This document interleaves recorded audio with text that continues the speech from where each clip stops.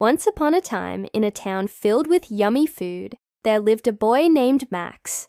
He loved sandwiches almost as much as he loved adventures. But one day, Max found something very strange in his lunchbox. Instead of his usual peanut butter and jelly sandwich, he saw a sandwich with googly eyes staring back at him. "Good morning," said the sandwich. Startled, Max jumped back. You can talk," he stammered. The sandwich nodded, wiggling its jelly bean nose. "Of course I can talk. I'm Sammy the sandwich, and I don't want to be eaten," it said. Its pickle eyes wide with worry, Max stared back, unsure what to say. He couldn't believe that his sandwich was pleading with him not to eat it. Then he started to laugh. Sammy the sandwich shuddered. "Oh no, please don't eat me," he begged. "Just take me on an adventure instead. Please, please, please," he pleaded, tears welling up in his pickle eyes. Max stopped laughing and looked at Sammy.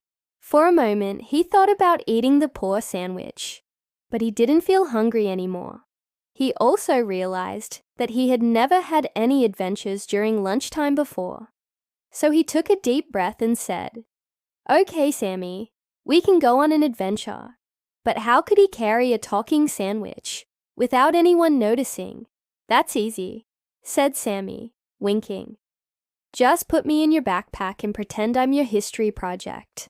I'm really a sandwich," he whispered conspiratorially.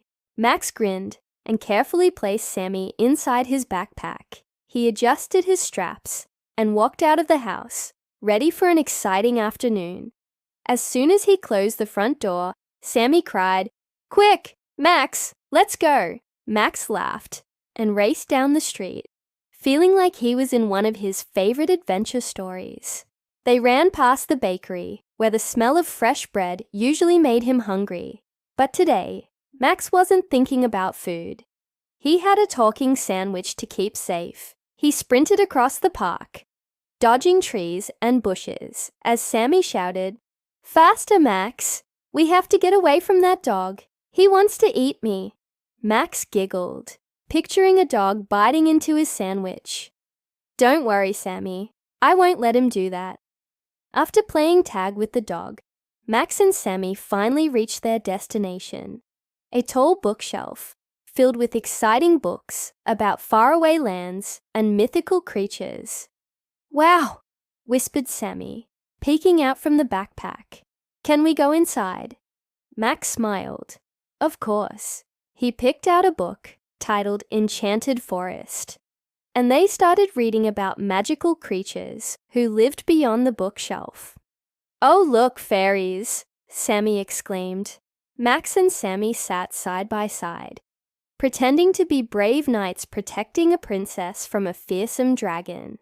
They fought trolls, solved riddles, and crossed a drawbridge, all within the pages of the book.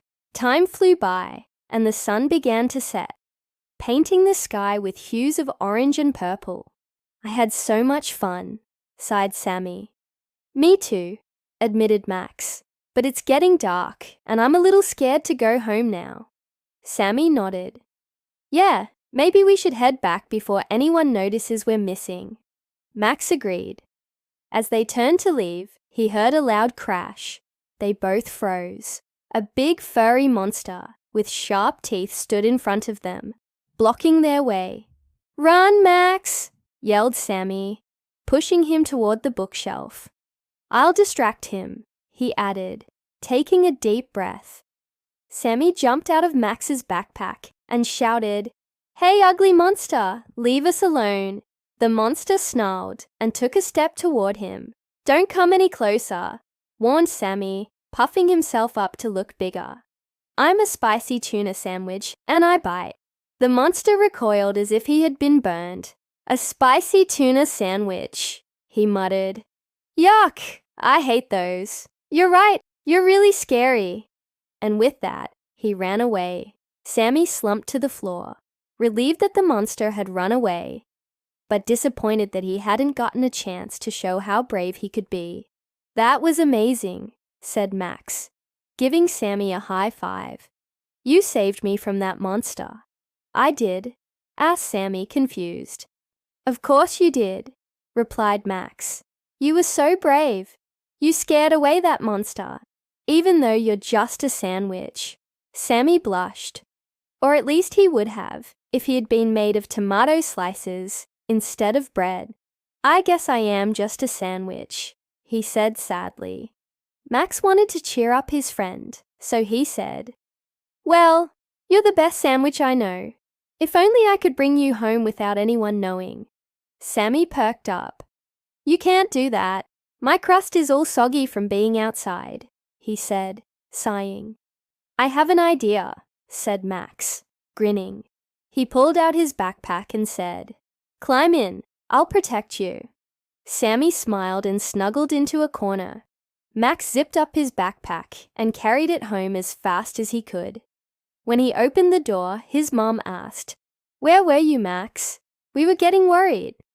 Oh, I just went to the bookshelf, he lied. Sammy peeked out of the backpack and mouthed, Thank you. Max smiled and carried his backpack to the kitchen. Lunchtime, he said to his mom. She looked at his backpack curiously. Are you sure you don't want to eat something else? She asked. Like what? Asked Max. Well, you could eat some cheese or crackers, she suggested. Ooh, or a nice piece of steak, she added with a wink. Max gulped. All he could think about was how hungry those words made him. But he knew he couldn't give up. Not only was Sammy his friend, but also his lunch.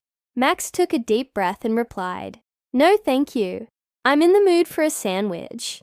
His mom beamed. Well, then let's see what we have in the fridge, she said, opening the door. Perfect timing, whispered Sammy.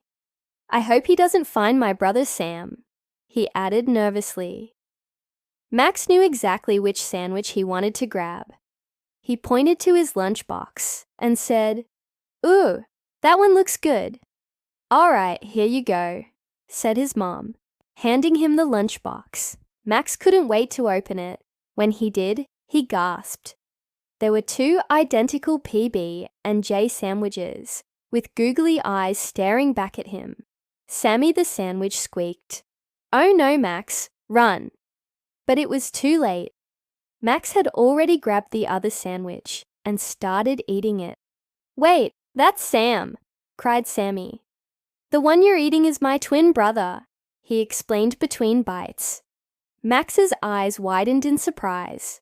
I didn't know, he said. He stopped eating and looked at Sammy. But you're still my friend, right? He asked. Sammy hesitated, wondering if his brother would have minded being eaten. But then he remembered how much Max had struggled not to eat him. Of course I'm still your friend, Sammy replied with a smile. Max finished up his sandwich and put the empty container in the recycling bin. Now I feel a little hungry again, he said with a sheepish grin. Sammy understood. Being a sandwich wasn't easy, especially when you were surrounded by hungry people all the time. I have an idea, Sammy said. Why don't you save me in the fridge and we'll have an adventure tomorrow? Max's face lit up. Really? He asked.